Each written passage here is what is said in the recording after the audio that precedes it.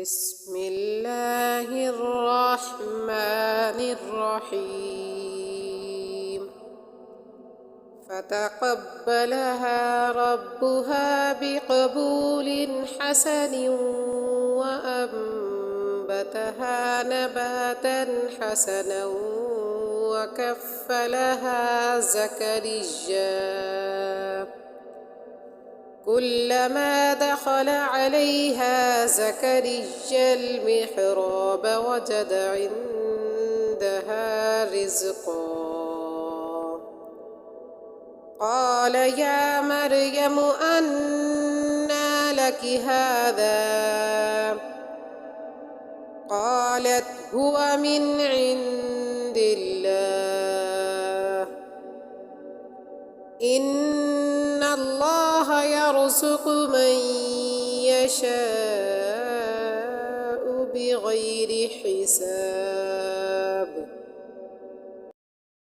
هنالك دعا زكريا ربه قال رب هب لي من لدنك ذرية طيبة إنك سميع الدعاء فنادته الملائكة وهو قائم يصلي في المحراب أن الله يبشرك بيحيى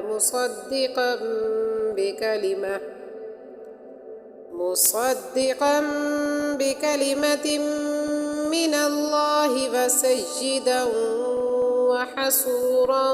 ونبيا من الصالحين قال رب أنى يكون لي غلام وقد بلغني الكبر وامرأتي عاقر قال كذلك الله يفعل ما يشاء قال رب اجعل لي آية قال آيتك ألا تكلم الناس 3 أيام إلا رمزا واذكر ربك كثيرا وسبح بالعشي والإبكار وإذ قالت الملائكة يا مريم إن الله اصطفاك وطهرك واصطفاك على نساء العالمين يا مريم اقنتي لربك واسجدي واركعي مع الراكعين ذلك من أنباء الغيب نوحيه إليك وما كنت لديهم إذ يلقون أقلامهم أيهم يكفل مريم وما كنت لديهم إذ يختصمون إذ قالت الملائكة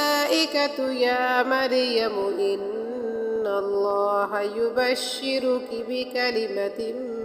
منه اسمه المسيح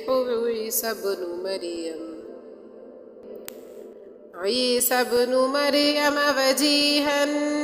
في الدنيا والآخرة ومن المقربين